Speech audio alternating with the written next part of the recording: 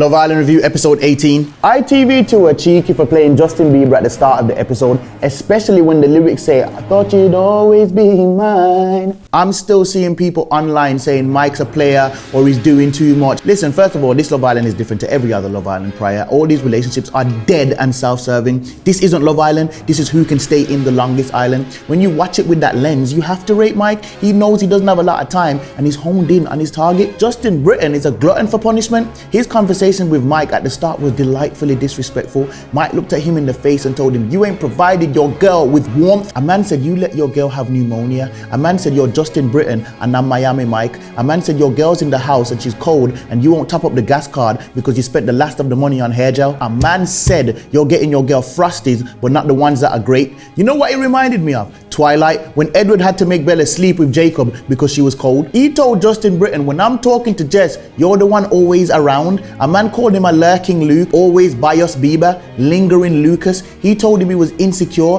and that he felt threatened. Man gave him a therapeutic diagnosis he didn't ask for. A man said, let things run its natural course, the course that leads your girl back to me, of course. Justin Britain is looking at Mike like he wants to bang him, but Mike is looking back at him like, if you're feeling froggy, then leap. I know when a man is talking to a next man like he knows he would rock his world, and Mike's relaxed demeanor while he demeans him screams, I'll have you laid out on a daybed when you weren't tired and you weren't trying to tan. And after a conversation like that, after Jess tells the girls, I'm gonna have to stay away from Mike to respect Justin, Mike not only hugs her good night, kisses her on the forehead good morning, but he then takes her for their 400th chat, walking right past Justin bricking it again. Sophie is still crying to Shauna about not feeling welcomed in the villa. We're yet to see tears, but people keep handing her tissue, and it's caused problems in Shauna's relationship because Callum doesn't want Sophie to feel uncomfortable.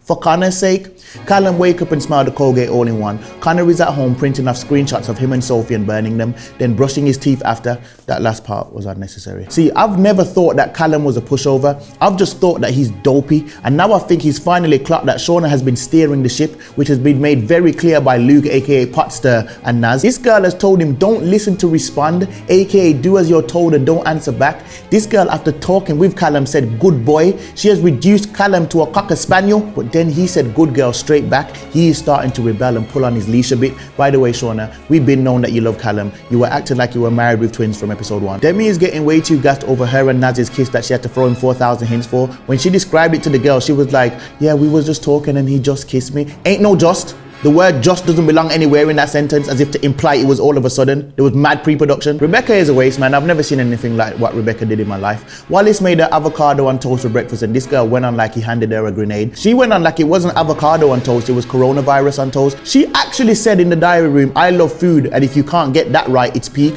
He doesn't know you? You haven't told him that you don't like avocado? The way you're going on, it's like he's sinned and come short of the glory of God. It's making me question if I should have the avocado I was planning to have this morning. See, this is what annoys me about some girls on this show.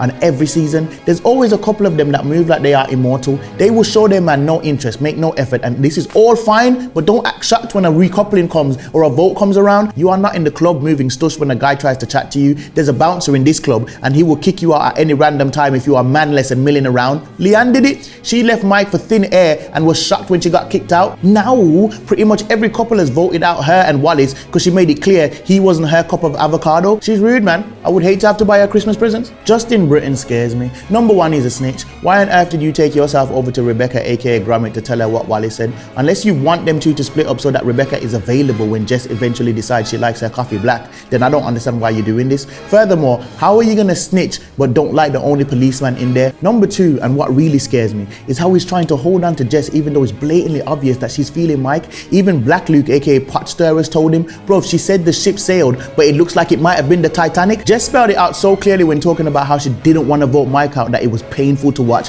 She said he's one of her favorite people in there. She loves to chat to him. She's told you that she told him he has to prove himself and she wants to see where that goes. Are you deaf? How can you have to all that say, but don't you think if he was gone, it would help us? From you have to say that she belongs to the streets, that Mike patrols. It's like every time she spells it out, Justin Britain is looking at her like, what do you mean? When you say you love Mike, what do you mean? Wake up, she's in Africa and she wants to try out the local cuisine. Thank you for watching my Love Island review, people. If you are not subscribed to my channel, click here to subscribe. Click here to watch my review of the previous episode. And click here to watch my latest review. Oh, and click here to subscribe to the official Love Island YouTube channel.